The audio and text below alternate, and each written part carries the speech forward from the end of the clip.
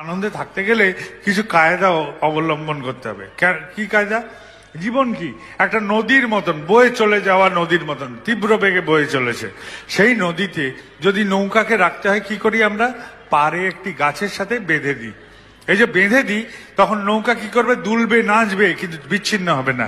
এই যে নৌকা দুলছে, নাচছে, বিচ্ছিন্ন হচ্ছে না, এই বাঁধাটা আছে বলে, দড়ি দিয়ে, দড়ির বাঁধাটা ঠিক থাকে বলেই নৌকা এরকম করে।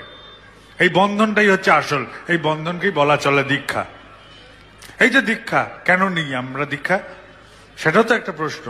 একটি দলছুট, পালছুট গরু জঙ্গলের ধারে ঘাস খেতে খেতে রয়ে গেল, সবাই চলে গেল তার মালিকের সাথে। ওই গরুটা রয়ে গেল, সূর্যাস্ত হয়ে গেছে। সূর্যাস্তের সময় তার খেয়াল নেই যে সূর্যাস্ত হয়ে গেছে। বাঘ বেরিয়েছে শিকারে, গরুটাকে দেখেই করলো তাড়া। পেছনে দৌড়াতে গিয়ে গরুটা তখন বুঝলো বাঘ তাড়া করেছে, দৌড়ে পালাতে গিয়ে পড়লো কাদায়, পাকে আটকে। বাঘ দিল এক লাফ, সেও পড়লো পাকে আটকে। দুটো জানোয়ার করে হ্যাঁচর প্যাচর, কেউ কাউকে ছাড়াতে পারে না। না গরু পালিয়ে বাঁচতে পারে, না বাঘ ওকে ধরে খেতে পারে। শেষে বাঘ বলছে, দাঁড়া, এই বাঘ শুকাচ্ছে, শুকালেই তোকে আগে খাবো।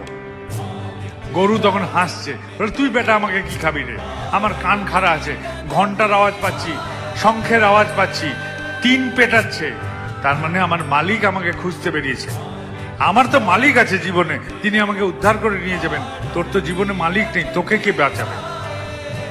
তাহলে এই যে কথাটা, আমাদের বাড়িতে বাবা মা, স্বামী স্ত্রী, পুত্র কন্যা কারুর কিছু যদি হয়, তাহলে আমরা খুব কষ্ট পাই, খুব ব্যথা পাই। ব্যথা কোথায় লাগে? ব্যথাটা লাগে কোথায়? শরীরে না মনে? শরীরে লাগে না, মনে লাগে। মন, এই মন বলে এই যন্ত্রটা ব্যথা পায়। এই মনটাকে তাহলে রক্ষা করার জন্য একজন আমার এরকম জীবন দাঁড়া দরকার, জীবন দণ্ড দরকার, যাকে ধরে আঁকড়ে আমি স্ত্রী হিসাবে আমার স্বামীর বিয়োগের পরে প্রথম গ্রাস খেতে পারি। আমার সেই জীবন দানা দরকার, আমার স্ত্রী বিয়োগের পরে আমি যাতে প্রথম দিনটা হেঁটে চলে বেরোতে পারি। এটার জন্য একটা অবলম্বন দরকার হয়। দীক্ষা নিয়ে অনেকে ভাবেন যে দীক্ষা নিয়েছি, কই কিছু হচ্ছে না তো। আমি তাদের বলি, পাখা নিয়ে যদি 1000 বছর বসে থাকো, এই পাখার হাওয়া খাবে না। এই পাখাতে হাওয়া খেতে গেলে তোমাকে হাত নড়াতে হবে, হাত না নড়ালে পাখার হাওয়া খাবে না। এটা খেতেই হবে গেলে এইগুলো করতেই হয়।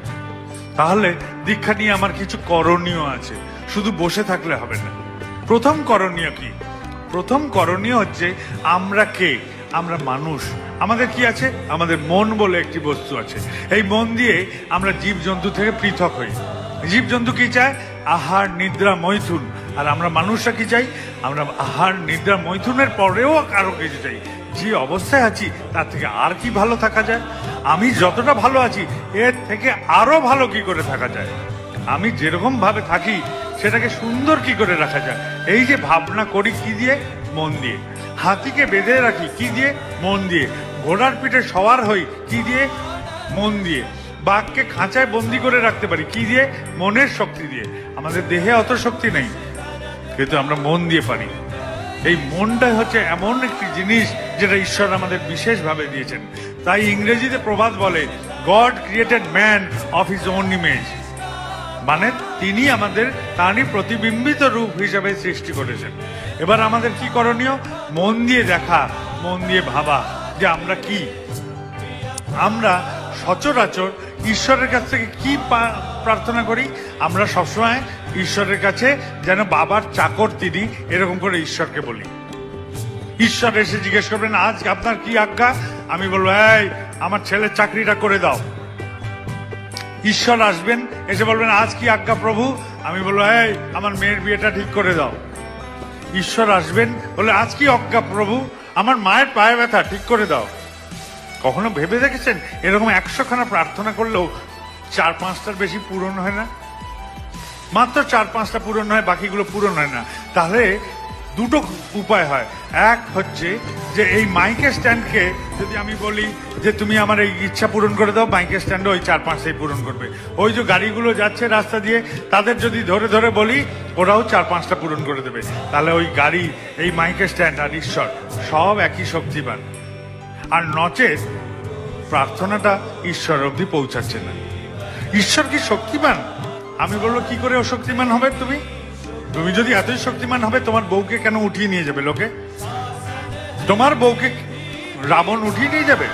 তুমি এতই যদি শক্তিমান হও, তুমি নিজের বউকে রক্ষা করতে পারো নি? আর এতই যদি শক্তিমান হও, তাহলে সমুদ্রের ধারে যখন এলে তখন বললে না কেন আমি আশীর্বাদ করছি এখানে একটি সেতু হয়ে যাক? হলো না। লোক লস্কর জুটিয়ে এনে তোমাকে কর্ম করতে হলো। তাহলে এই কর্মটা থেকে তুমিও মুক্ত না। রাবণের সাথে রণক্ষেত্রে দেখা হয়েছে ভগবানের, কই তুমি তো বললে না আমি ভগবান, আমি আমাকেই আশীর্বাদ করছি, রাবণ তুই মরে যা। মরলো না তো, তোমাকে তো যুদ্ধ করতে হলো। তাহলে কর্ম থেকে তুমিও মুক্ত না।